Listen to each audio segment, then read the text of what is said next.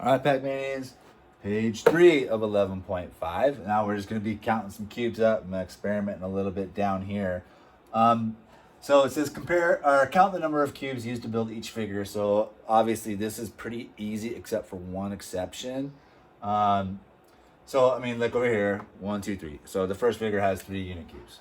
That is not difficult, and this one's not difficult either.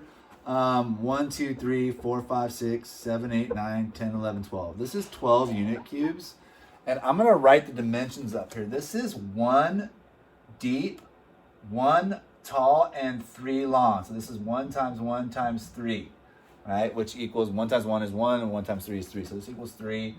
I can see 3 unit cubes. Bear with me. This is leading to something else later on. This one is 12 unit cubes. I counted them. You saw that. This is 1, 2, 3. 1, 2, 3, 4. And then this is 1 right there, right? It's 1 depth. So this is 3 times 1 times 4, which equals 3 times 1 is 3, and 3 times 4 is 12. And that's how I end up with 12, right? Okay. Length times width times height. I'm just showing you length times width times height because these happen to be rectangular prisms, okay? That's not a rectangular prism, so just bear with me. Here's the unit cubes here. Now, this one is tough because I can't see behind it. I have to take a leap of faith and say, you know what? There has to be a cube under this one. It's not suspended in air. So there must be one below it. So lots of ways you could do it. 1, 2, 3, 4, 5, 6. Okay, there's 6 on top, so there must be 6 on the bottom. That would make it 12. Or I can go 1, 2, 3, 4, 5, 6, 7, 8, 9, 10, 11, 12. I mean, however you want to do it. I know that there are 12 unit cubes here. Okay, which is interesting because 1, 2, 3, 4, 5, 6, 7, 8, 9, 10, 11, 12. And this one also has 12, but they look totally different. And what I would do is put a 2 here. 1, 2, 3 here, right? And how tall is it? 1, 2. So I get 2 times 3 times 2. What's 2 times 3?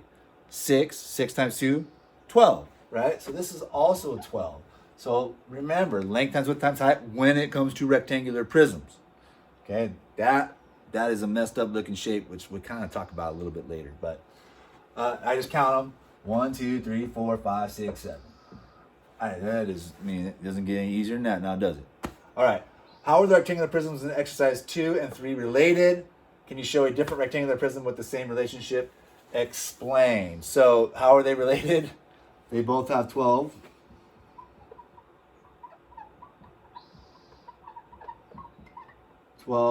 Unit cubes or cubic units.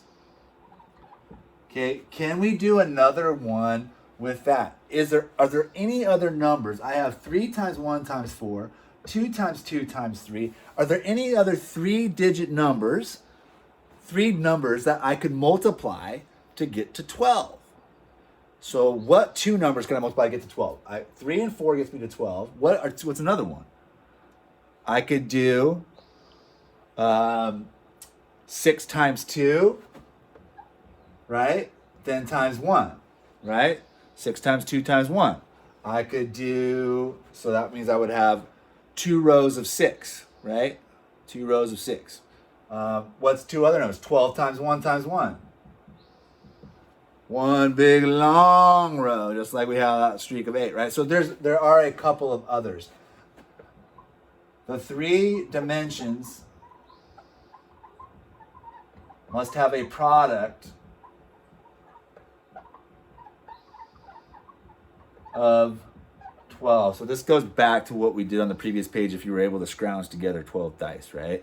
Just remember, 3 numbers I multiply, this many's, right? And I get 12. 2 times 3 is 6. 6 times, we already used 6 over here. So you're trying to find multiplied numbers that are factors of 12, okay? All right. So compare the number of unit cubes in each solid figure, use more or less. So one thing you might try is 1, 2, 3, 4, 5. That's 5. 1, 2, 3, 4, 5. This is also 5, so they are equal. Right, pretty easy. Try that one on your own. Pause it, come back. Good, right on. 1, 2, 3, 4. 1, 2, 3, 4, 5. Pac-Man always eats the bigger one. Boom, right?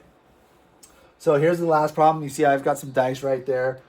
Melissa makes a solid figure by stacking one cube on top of a row of two cubes on top of a row of three cubes. So one on top of two on top of three. You can kind of see it there, I hope. Then she rearranges the cubes to form a rectangular prism. Describe the arrangement of the cubes in the rectangular prism. So I have 6. Okay, so how do I turn 6 into rectangular prism? So this is pretty easy. I'm going to do it over here really quickly for you. So I'm going to take these, and if I try to do a row of 4, it's not going to work, right? Because I have 2 left over. And once I kind of fumble around, I go, oh, here's a configuration that works. Can I stack them? If I stack them, believe it or not, that is the same as laying them all over. So my configuration is going to be 3 by 2 by 1. Okay, 3 times 2 times 1 is my configuration. And if it's 3 times 2 times 1, well, 3 times 2 is 6, right? Times 1 equals 6. So that's how we turn that into a rectangular prism. So if you've got dice, play around with them and you can get this, okay? If you got 12 or 10 or 8, that's plenty. All right, I think it's the last page coming up.